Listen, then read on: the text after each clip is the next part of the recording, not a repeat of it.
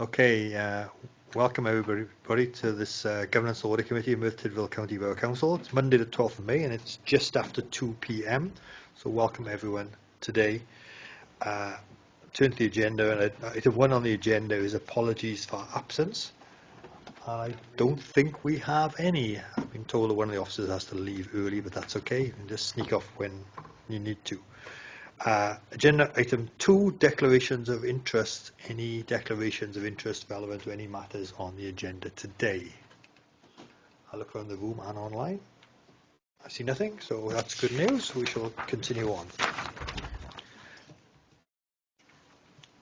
I'm sorry, Andrew. I didn't see a hand up. It's just that I have to leave by 2:45, Chair. Okay, no problem. Duly noted. Thank you. Thanks. As I was rushing ahead, we'll turn to the minutes of the last meeting, which was way back on the 27th of January. They're just here for information. If anyone has any burning issues of accuracy or otherwise, please shout. And again, look online, look around the room, and we're all good. So we'll turn to the action log associated to that and in the previous meetings. A couple of agenda items, and I will turn to my left and to ask Andrew Wathen, head of the Regional Internal Audit Service, to give us an update firstly on the forward work programme, but mostly about a risk workshop and training for members. Andrew. Thank you, Chair. Yeah, as this one's been on the agenda for a while and on the log, we thought we'd be better off waiting until the AGMs come up. So we've got the updated list of members on Governance and Audit Committee, and I'll be working with Sarah and with Craig to put a training programme together so we can hopefully put that in place pre-summer for you and your members, Chair.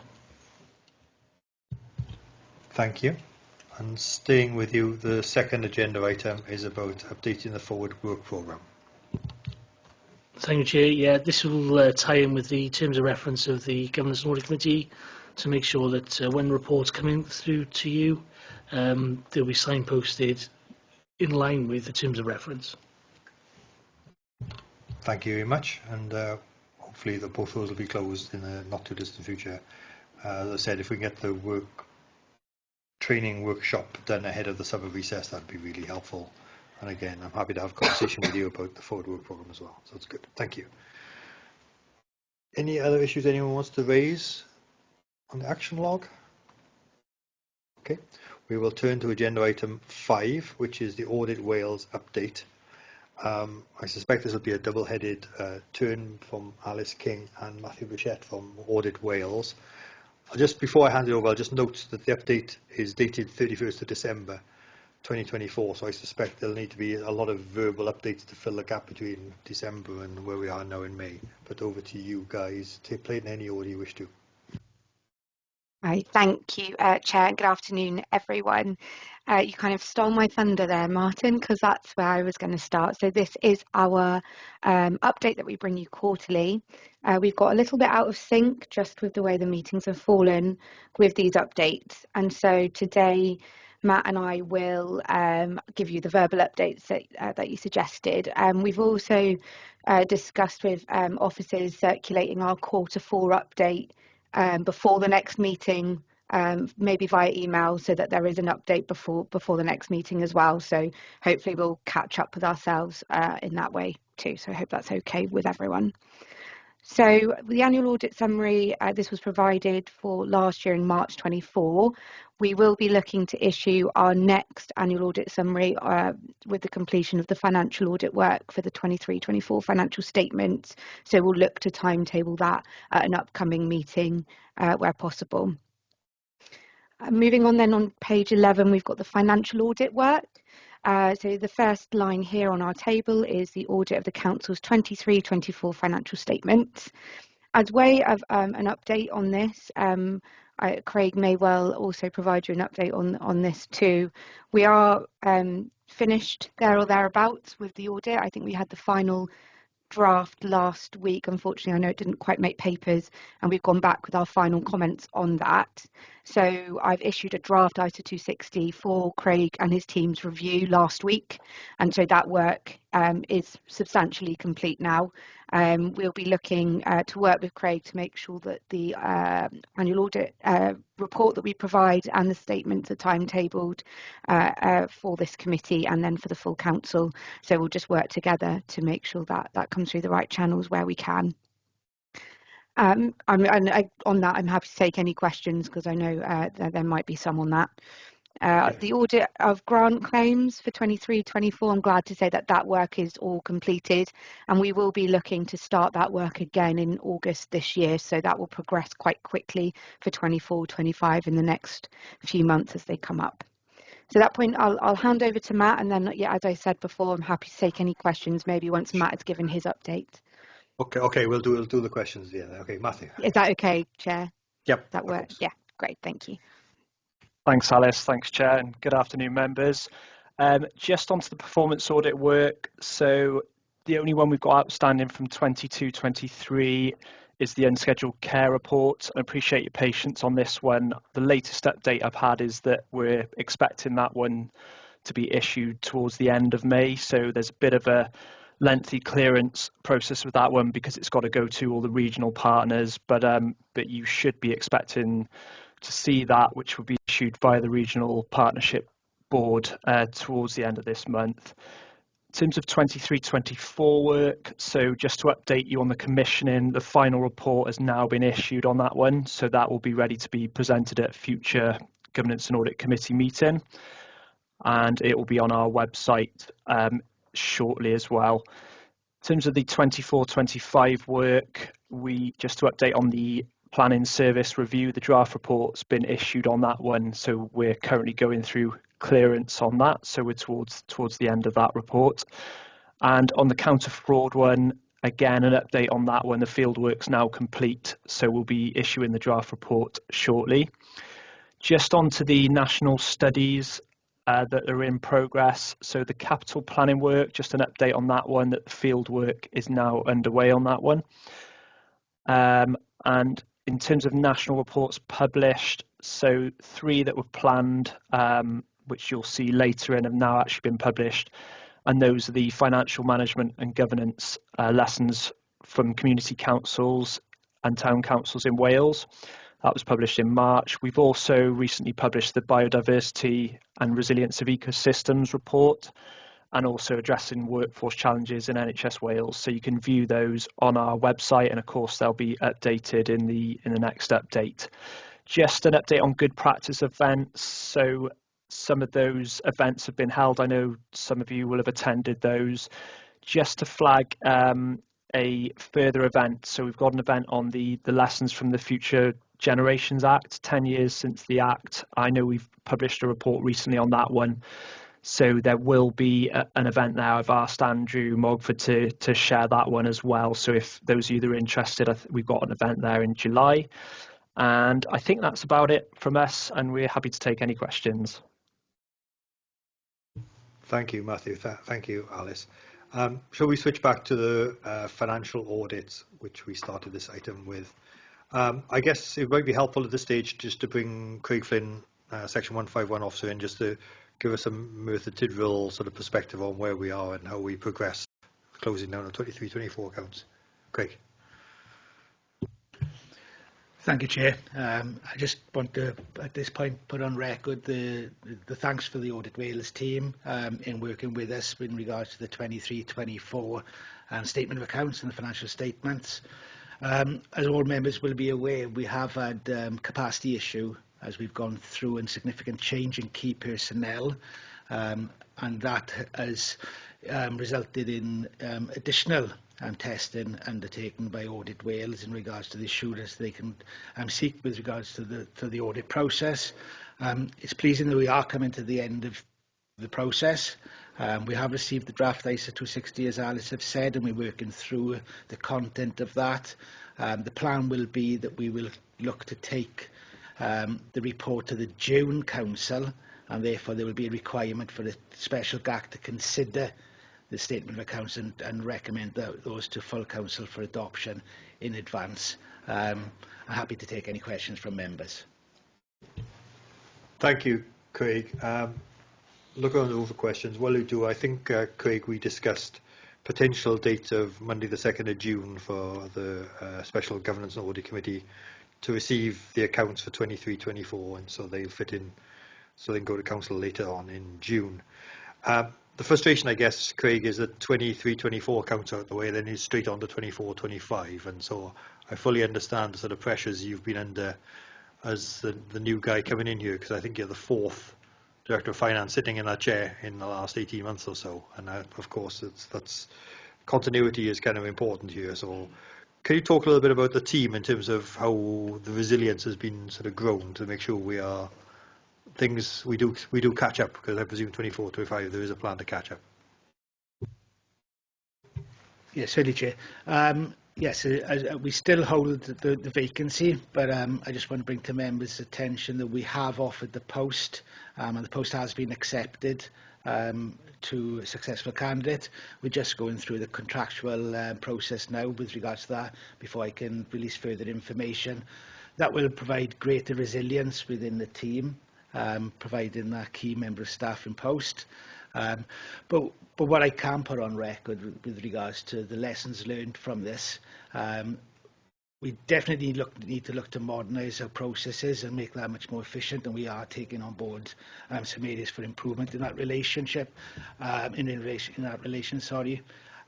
also through the vacancy. What is pleasing to note is that the team members now have had a greater exposure to the statement of accounts and understanding, and that has provided wider resilience within the team for completing the statement of accounts. But with regards to the 24-25 accounts, they have to be submitted in draft form by the 30th of June. There is an option to place a notice to inform that potentially that timeline will not be met, and we're considering that at this moment in time, but it's highly likely that we will serve notice and publish later than the 30th of June as a draft statement of accounts. Thank you. Please keep us posted as the developments as how that goes, and the indicative timetable for getting draft accounts, getting the audit and getting the final sign off for 24-25 accounts. Thank you. Alice, I can see your hand is up. Do you want to come back in? Yeah, thanks, Chair. I'd like to echo Craig's thoughts. It's been a tricky year for the finance team with you at Merthyr Tydfil, but the team that we've been working with have tried really hard and have shown a great attitude to that work, even though they've all come in during the year. So I just wanted to put that on record that, you know, the relationship has worked really well despite it being quite a challenging year. So that's been really good to see, and we hope to continue that over the next financial year. Thank you. That's really helpful. I think, you know, we're all trying to work in the same direction here, aren't we? So it's a team effort on both sides. So much appreciated by everybody. Any other questions on the financial audit side of things before we turn to the performance audit? Kind of feel like my head's on a swivel. Look around the room and look on the screen to see who's here. But okay, can I just turn to the performance audit section then? One of the kind of perhaps frustrations is a tough word, but the kind of when I read the report, I see the column says timetable, and I never quite know what that means, because does the last date on there mean the data report's going to be published? And if that's the case, I suspect an awful lot of dates have been missed. Or is it a timetable for field work, or is it a timetable? So I don't quite understand what it means. And specifically, Matthew, I think you touched on the audit and risk assurance one, which is on here as ongoing. It'd be helpful to understand how that's going to progress, because obviously that's of key interest to a governance audit committee. Yeah, thank you, Chair. Just in terms of the timetable, so that should be reflective of what's been agreed in the project brief. Obviously, we try and stick to that as much as possible. So I believe the timetable there is when we'd issue a draft report. Now, as you can see, some of those have slipped. I know things like unscheduled care, that's been the same across all the regions, really. I think the work's been more complex than originally planned, and they're quite large reports with a lengthy clearance process. On the other reviews, we do try to stick to that timetable where possible. Obviously, we're in regular communications with our key contact at the council where that might slip for various reasons, whether that's been a change of field work date. And regardless, we have had a backlog from COVID. I'm not going to say that's an excuse, because actually we're looking that we're clearing most of that backlog this year. And I think we are now sort of setting ourselves a timetable of sort of by June, the 23-24 work should be complete. So sort of year to year, you should expect that the previous year's work to sort of be finished by that June. And I know we're sort of making inroads on that, apart from one or two audits, but everything else is going to plan according to what we agreed. But as I said, the Q4 update will hopefully bring some of those dates more up to date as well. And specifically on the audit and risk assurance piece of Yeah, work? apologies, sir. So on that work, obviously we held our workshop with yourselves. That was a really productive meeting. So just a reminder that the workshop we hold with the senior management team is held partway through that process. So that's still very much evidence gathering for us. There's no output as such with the assurance and risk work. So the one output we do have is part of the annual audit summary. So where there may be significant concerns over any governance issues, that sort of thing, that would be the place you'd expect to see those raised that have come out of the assurance and risk work. So we're still in sort of concluding stages on that, but you should look out for the annual audit summary to kind of finish that stage off, really. And of course we'll update contacts there, but as I said, there's no kind of report as such of that. We then pick up in the following audit year. So it's an ongoing process that we're sort of continually looking at and actually sort of building our evidence based on that. Thank you, Matthew. That's really helpful. Sue, I can see your hand is up. Do you want to come in now? Thank you, Chair. Thank you for that feedback on the accounts. Matthew, you've kind of answered my question really in the last statement, in terms of, I was just wondering if you had any initial key concerns on in any of these areas, whether it's on the financial audit work or the performance work. I'm just wondering whether you're able to give us any kind of assurance, initial assurance. I understand that you're just completing the field work or at the draft report stage, but if there's anything that we could have sort of the heads up on, I think for myself, I think I'd find that beneficial from an assurance point of view. Sure. From a performance audit side, so obviously one of our reviews, so we've got our counter fraud work, which I know is still at quite an early stage of sort of coming up with the emerging findings on that one. In terms of the planning review, so we will be clearing that shortly. That will feature at a governance and audit committee, probably the next available one.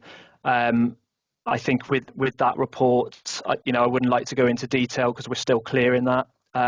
So wouldn't really like to share that until your planning officers have had a chance to sort of comment on that report. And in terms of the audit, the assurance and risk work, again, I think the meeting where we will be presenting that will probably be a better place to sort of discuss that. And unfortunately, it's kind of part of our process that we have to kind of issue these before sort of entering discussions on that. So apologies, it's probably too early from a performance point of view to go into any sort of detail on that. Alice, I don't know if you had anything to add on that one. I think you raised a really good point, Matt. I think we're still going through those clearance processes with management. I think we need to go through that first, and then we'll be more than happy to come back to this committee and share our findings and have that discussion and that challenge where we need to. Thank you. So Sue, you and I and the rest of the committee will have to keep our powder dry for just a little longer on some of these. Any other questions for Matthew and Alice on the programme? Yeah, Councillor Barry. Yeah, thank you, Chair.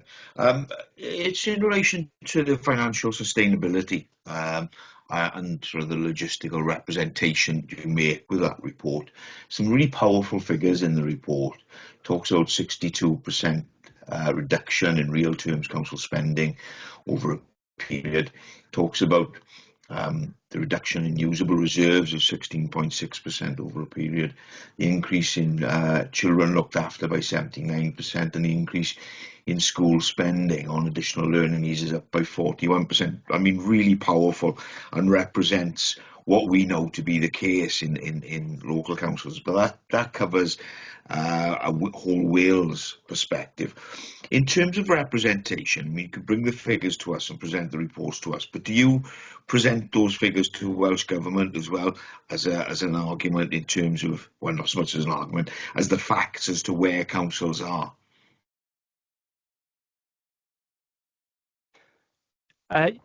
Just in terms of obviously the financial summary report, so that has obviously been through all governance and audit committees. I'm not sure if the team, I'm sure they will be having those conversations very much with Welsh Government. I'm just not entirely sure what forum that's taken place in. So some of our national reports will actually be presented to the Public Assurance and Accounts Committee. So that's the kind of mechanism those reports go through, and there are recommendations there. This is a local government specific one, so I just need to check actually what sort of forum that's been shared with, but I know that those conversations will have happened, but probably just need to check a little bit of the detail around actually where that goes. If I can get back to you on that, Councillor, that'll be appreciated. That'd be great. Lovely, thank you, Matthew. Thank you, Chair. Thank you, Councillor Barry. Any more? No. Okay. Alice, I think you mentioned that trying to circulate the update as at 31st of March 25 prior to the committee. That'd be prior to our next meeting. That'd be much appreciated. And I just wonder whether, since this is a document that's written bespoke for this committee, whether the timings of them don't need to be exactly on the 31st of December and exactly on the 31st of March, but rather whatever's the best time to fit the cycle of meetings. The meeting cycle is in the AGM papers for Wednesday, and so all the meetings now are available to be seen. So I'm happy to have a conversation, Alice, about how that would best fit in. I guess if we could do that, because timely reporting helps us, and frankly it helps you as well, doesn't it? Because you tell us the state of things. We don't have to have long, detailed verbal updates on papers which, on the face of it, are extremely out of date. So if we could do that, that would be really helpful, I think. Just if I can come back on that briefly, Chair. So we are looking at the process for the next year just on this, because obviously part of our challenge is we've got to be consistent across all the councils with these reports. But I know we are looking at how we can simplify these updates and actually kind of get over some of those timing issues this year. So that might look a little bit different, just to give you a heads up on that one. Yeah, it may be there's specific to Merthyr report and a more general All Wales report, and the timings of those things might be separate, but I think that would be helpful. Okay, thank you. Happy to work with you guys. Well, one more question before we dispute on that item, Colin Prosser. Reading a SIPFA report recently, Ian Murray, one of I think the performance director at SIPFA, and he was talking about balancing simplicity and what's the exact wording? I've got it written down here somewhere. Balancing simplicity and substance in local authority accounts, and with the accounts coming around on an annual basis, I think sometimes we wade through those and they're not that helpful in making any useful points or querying really for the benefit of the committee and the governance what we're trying to achieve. So I was wondering if we could try and move towards perhaps a more maybe simplistic way of describing these issues to the benefit of the committee, so we can more effectively be a governance and audit committee. Anything that improves transparency can only be a good thing, I guess, and simplicity is one of the keys to some of that. Absolutely. I'm happy to take that away, and we can absolutely have a conversation about it. Craig Flynn, do you want to come in? Take on board, member, with regards to your points raised. When we presented the draft statement of accounts this year, we did provide some supplementary information for committee members, but we're always looking to improve bring greater transparency and understanding to the reader, and we'll look to develop them further. Excellent, that's really helpful. Okay, thank you, Matthew. Thank you, Alice. You're free to go, but if you want to stay for the rest of the meeting, of course, you're more than welcome to. Turning therefore to agenda item 6, which is the corporate risks and again a quarterly update. This one is to the end of quarter 4, which is up to the 31st of March 2025. This is presented by Andrew Mogford. Sarah, is there anything you want to say, or shall I hand straight to Andrew? Sorry, do you want to go? Sorry, Councillor Williams-Price, you want to present this? Thank you, Chair. So it's obviously this is quarter 4 update on the Council's corporate risk register, and the purpose is to provide assurance on how we're managing our most significant risks and to demonstrate the continued progress we've made in strengthening our risk management arrangements.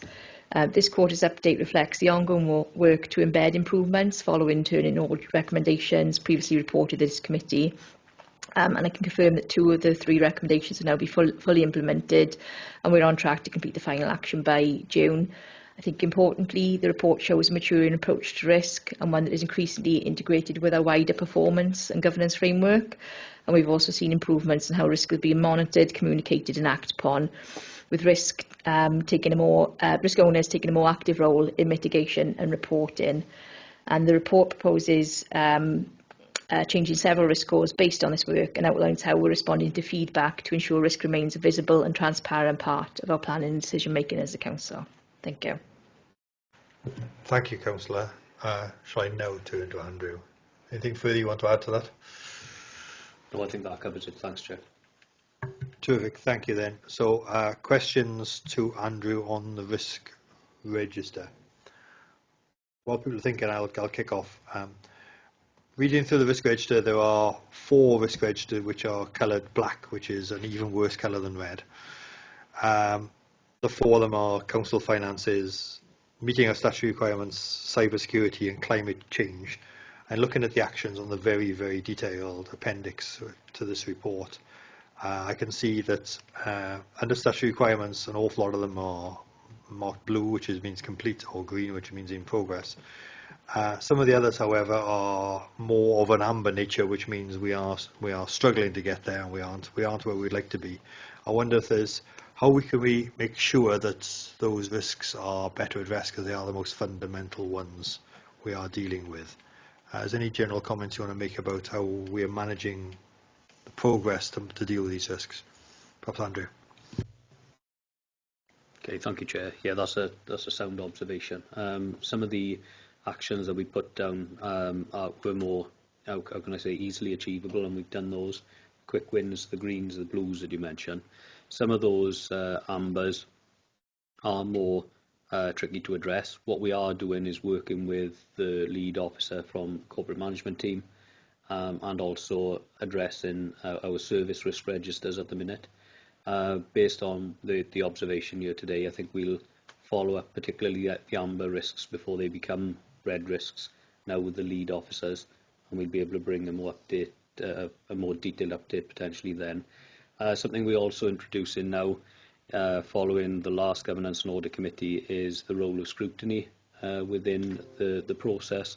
The corporate risk register has been shared with the scrutiny chairs through the scrutiny officers. We plan to do a workshop later on in this financial year, and they're also committing to make deep dives into various corporate risks as part of their forward work programmes. So we are actively trying to address how we monitor the whole corporate risk register, but obviously by exception the reds and the ambers, and progressing on. Thank you, Andrew. And just to play devil's advocate a little here, I'm looking at the language of risk 9, which is to do with the climate change. And it says in here, if the council does not plan and invest resources to mitigate the physical impact of climate change, then the likely increased frequency of extreme weather events, etc., etc. I'm not sure the recycling plans in Merthyr will specifically impact on climate change per se, but I understand that what it should say is about doing our bit, is the point, isn't it? We can't single-handedly change the weather, I don't think, unless Alice has got plans that I don't know about. So I mean that's an interesting point about sort of our bit contributes to it rather than we will fix it. That's kind of interesting. Go back to my other substantive point was about the other risks which are reducing in the risk register. And again, it's really positive to see that risks are actively being managed, and some are moving downwards. There's 3 which are moving downwards. One is about safeguarding children. One is about the data system supporting social services, and the other is about business continuity. Really helpful to see those moving in the right direction, I guess. But we're noting that we're keeping the safeguarding risk on the corporate risk register because it is so significant in nature. Is that a fair description of where we are on it? Andrew? Yes, that's correct, Chair. We had the debate at corporate management team, and even though we've put some of the controls in place and they're becoming more embedded, and we've mitigated against some of the actions, we do deem that the message coming from the corporate management team was that there's potential for that safeguarding risk from unknowns to increase, and based on the nature and the consequences of that risk, in line with our policy, we're proposing that stays on the corporate risk register. Thank you, Andrew. That's really helpful. Can I bring in Councillor Geraint-Thomas? Thank you, Chair. And on your points really about the some of those high graded risks that we have there, is knowing our place as well as Merthyr Tydfil. Last week I was at the JOST meeting of the PSB, where we had a presentation on a climate change risk assessment. Now, I'd like to know how we fit in that world. You know, I think I know, but how does that golden thread go from the PSB down to us? So that risk then should be a Cwmtaf Morgannwg wide risk, not just Merthyr Tydfil. So how does that, how does that work for us? It's a really good question about sharing our risks as well. So Sarah, do you want to come in on that? Well, thank you, Chair. So on that specific point, Councillor Thomas, so at the last PSB meeting, so in advance of the JOS, we also had a presentation on the climate risk assessment, climate change risk assessment that they've done across the region. What I can say is that we brought that back, and the Cabinet member has asked us to put in place a local workshop around what that means then for Merthyr. So I think we are going to be speaking to Alan Netherwood, who's the person who actually convened the regional one, to see whether or not he can come and facilitate a workshop across the organisation so that we understand what that looks like from the Merthyr perspective, and then we can also obviously share that wider then with members to get their input as well. So that in terms of, and then we can also then feed that back up through the Public Service Board, and obviously with members having involvement, you'd be able to take back relevant information through the JOSC as well. And then can I just go back to the comment on the last one around the risks around corporate safeguarding and business continuity. One of the other differences there, Chair, as well as obviously corporate safeguarding being obviously, as we all know, the ultimate in terms of outcome if that risk materialised, and obviously the local authority being the corporate parent in that scenario. The actual description of the risk for business continuity, when we re-looked at that was around getting plans in place, because when the internal audit, I think, looked at business continuity, a lot of the plans weren't in place. So over 97% of the plans are now in place, and we need to work to make sure that's 100%, and we need to challenge those plans as well and test them. But we're confident that, that's why we're taking that off the corporate risk register, because the risk was around not having plans in place. So that risk has been all but completed now. So that's the difference there. I just wanted to make sure in terms of the description of the risk, Chair, as well. Thank you. That's really helpful. Thank you, Sarah. Chair, do you mind if I come back in on that, just on that one point, because the report, the presentation last week was fantastic, right? It's such a detailed report, and right down to ward elements, throughout Merthyr Tydfil and Cwmtaf Morgannwg. And in this world of limited resources, you know, when a piece of work has been done like that, you wouldn't want to pay for it twice or reinvent the wheel. And I think you're right there, Sarah. If we could, you know, just add little bits, perhaps a little bit to it, which is a little bit more method specific, what a fantastic report it is. Yeah. Agreed. That's really positive. Thank you. And I'm sure, Sarah, that more of that, I guess, in terms of that joint of working is only a good thing, isn't it? Any other questions on the corporate risks? Okay, in that case, we'll move on to agenda item 7, which is progress about clearing off some of the older external audit recommendations. I turn to my immediate right. Councillor Williams-Price is going to introduce this one. Thank you, Chair. Yes, so this report provides an update on progress in responding to audit recommendations and improvement proposals, and takes us up to March 2025. Obviously, these recommendations are now key drivers in strengthening our governance and improving service delivery, also ensuring accountability across the Council. So we remain committed to addressing these recommendations in a timely, effective manner, and through our audit action plan system, we will continue to monitor and report on progress, which will ensure transparency and a structured approach to continuous improvement. So this report specifically outlines the actions taken and highlights completed recommendations and our ongoing efforts to embed these improvements into the Council's broader frameworks. So happy to, obviously Andrew is here to take any questions in detail that the committee may need. Thank you. Thank you, Councillor. And again, really positive to see. We used to have a long list of old recommendations which hadn't been cleared off, and it's good to see progress being making to clear those away. The key powers in the main report is 4.5, which says there are currently no outstanding and delayed actions, which means there are none which are overdue, I think is what that actually means.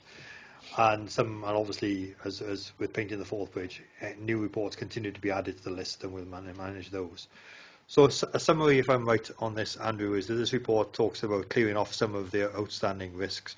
There are still obviously a list of audit recommendations still outstanding, but all of them are reasonably on track, and that any red risks will be drawn to our attention. Those red means those which have failed to be delivered and the timescales which we set out. Is that correct, Andrew? That's correct, Chair. Excellent, thank you. Any other questions for Andrew since we have him here? I think a really positive position, and I think hopefully Audit Wales, I presume, do some follow-up work on some of these reports, but a really positive position to be in anyway. So thank you for that. I really scroll through all the blue completed, so we get to agenda item 8. Agenda item 8 is audit inquiries to those charged with governance and management for 23-24, and this is a list of questions posed by Audit Wales specifically to tie up with the 23-24 accounts as part of their work. Craig, you can introduce this one. Thank you, Chair. Members will be aware that Audit Wales are required to conduct the audit of financial accounts in accordance with requirements set out in international standards of auditing. As a result, Audit Wales have sought the views from myself as Section 151 and the Chair of the Council, the Mayor, covering a number of governance areas impacting on the audit of the accounts, which are both relevant to management and to those charged with governance. Item 8 of today's agenda pack provides the Council's response in relation to those charged with governance and management. A number of areas are covered as per paragraph 3.3 of the report in relation to financial reporting, related parties, laws and regulations, control environment, IT systems, risk and governance. And the Council's response can be found on page 53 to 71 of today's bundle. The submission to Welsh Government aids their work in an understanding of the Council's business processes, and then supports its work in arriving at an audit opinion for the 23-24 accounts, which, as we referred to earlier on today, will be brought to a future Governance and Audit Committee. I don't propose to go through the report in line by line, but more than happy to field questions from members. Thank you, Craig. Really helpful. So it's an annual piece of work. You get asked the same, if not similar, questions every year. Are there any significant variations in the responses to 24 23-24 accounts than you did when the year before for the 22-23, I guess. That's the important one, if something significant has changed. There is no significant change, Chair. The response is consistent with the previous submission for the 22-23 accounts, so no major changes there. And this was a snapshot in time. The questions were asked whenever the audit was, I guess, first undertaken. If things change before the 11th of June when this accounts get signed off, then of course we'll notify them, I presume. Mm-hmm.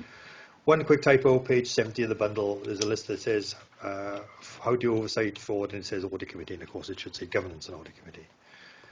That is clearly old terminology being carried forward. Any questions for Craig on the questions and the answers that have been provided by the authority? Okay, that's a very straightforward item, and thank you for that, Craig. We will move on to agenda item 9, and it's the corporate fraud policies. And we turn to Joan Davis from the Regional Internal Audit Service, who's been leading on the redrafting of our fraud policies. So, Joan, if you introduce this item. Thank you, Chair. One of the core functions of an effective governance and audit committee is to consider the effectiveness of the Council's risk management arrangements, the control environment and associated anti-fraud and corruption policies. The Council's counter-fraud strategy and framework is integral to that. The previous 3-year strategy has been refreshed and is included at Appendix A of the pack. The document sets out the roles and responsibilities of employees, councillors and service users, outlines aims and objectives and highlights the fraud landscape and fraud risks. Page 14 of the document, which is page 90 of your pack, sets out the steps the Council proposes to take over the medium term to support continual improvement. 9 steps are listed, and the progress of these will be monitored and included within the fraud reports brought to this committee during the year. The strategy also includes information in respect of reporting fraud, and Appendix 1 includes a fraud response plan showing all the various questions and the direction of travel when a fraud referral comes in. Supporting this strategy included at Appendix A to E are the key policies: the anti-fraud, bribery and corruption policy, the anti-money laundering policy and anti-tax evasion policy. These policies all drive the commitment to develop a culture of honesty, integrity and opposition to fraud, corruption and bribery. They sit alongside the corporate fraud enforcement policy, which was considered by this committee in January and subsequently approved by full council. So the policies at Appendix B to D have been reviewed, and those together with the other corporate fraud enforcement policy will reflect any legislative changes or working practices, but no other significant changes have been made to the policies you would have seen previously. I'm happy to take any questions. Thank you. Thank you, Joan. A really comprehensive set of documents. A 3-yearly update of the fraud policy, but it actually feels like a big step forward. I'm really pleased to see the action. It's not called an action plan in the document, it's called, let me just scroll to it. It's called the steps to support continual improvement, the 9 items that are listed in there. And I think we've agreed that we'll get a 6-monthly update on progress against those reported back to this committee, which will be really helpful in terms of ensuring that counter fraud has a very important role to play. As we have straightened times and cost of living, etc., people's some perhaps even need to commit frauds, it grows, I guess, an opportunity, etc. So we really need to make sure that we support and protect the taxpayers' money, which is really important. So I'm really pleased to see that. Can you talk a little bit about, I think it's probably in the enforcement plan, but it's helpful to understand all the kind of training elements about the fact that we now have a trained counter-fraud member of staff dedicated within the authority. But can you talk a little bit about how we make sure that all the staff are aware of training in the organisation? Yes, thank you, Chair. The fraud officer who's employed by Merthyr Council, she's got a comprehensive fraud package in place. She undertakes any fraud training required by any officers throughout the council. she's targeted certain areas of the council that are more front-facing, so she's made sure that those officers have had one-to-one or face-to-face training. She regularly picks up new starters, so she's part of the introductory to the council meetings. As well as that, when there's the Fraud Awareness Week, she makes sure there's regular updates circulated on the council's intranet, so all staff are aware of the Fraud Awareness Week. So basically, she is becoming well known throughout the council and the first point of contact if there's any fraud, or if any colleagues wish to discuss anything they're concerned of, she can pick that up and offer advice and guidance. Thank you. Thank you, John. That's really, really helpful to understand. Everyone knows their role in finding it, and they know how to report things upwards. I think that's really, really helpful. Our role here is to approve these, and they are going to go to full council for approval later on. So, are we happy to so approve? Yeah. Okay, I see nods and I see hands up.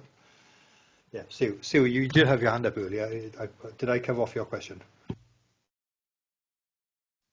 Thank you, Chair. Yes, you did. It was exactly what I was going to ask about the training. I think there's a reference on page 98 where it says the policy aims to help employees, councillors, contractors and consultants, suppliers and service users to understand how and when to contact the council with their concerns. So my question really was the same as yours. You know, how can the council provide assurance that those people have got access to the policy, that they understand the policy, and that training is being provided to these people? So I guess, yes, in a sense, you answered my questions. Thank you for that. Thank you. Great minds. Thank you, Sue. And that training element is was one of the questions that will come back to us, I guess, on a regular basis. So as I was just about to say, I'm trying to wind up too soon. Colin Foster, do you want to come in? Thank you, Chair.